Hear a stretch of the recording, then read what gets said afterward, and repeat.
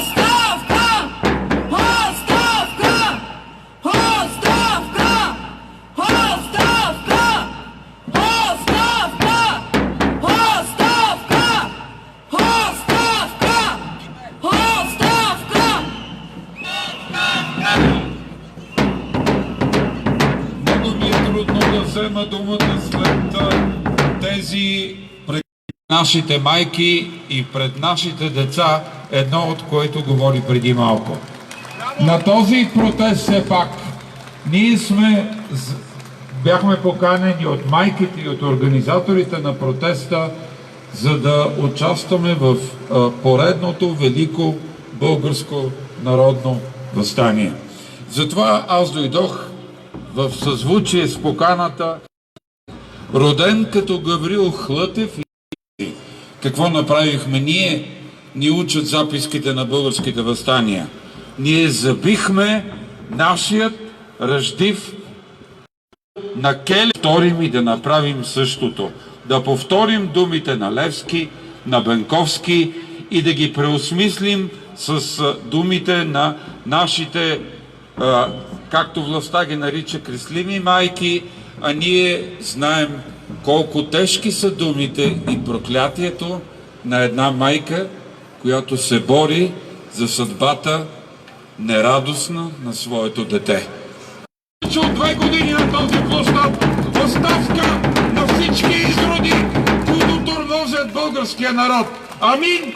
Проклятие и анатема! 2 години ние не сме мръднали от този площад. 2 години и ако на тея горе не им е ясно, че няма да мръднем, и ако на тия горе не им е ясно, че ставаме все повече, още по-зле за тях, ние ще ставаме все повече, независимо от това дали е студено, независимо от това дали ни е страх, независимо от това колко жандармерия ще изсипат срещу нас.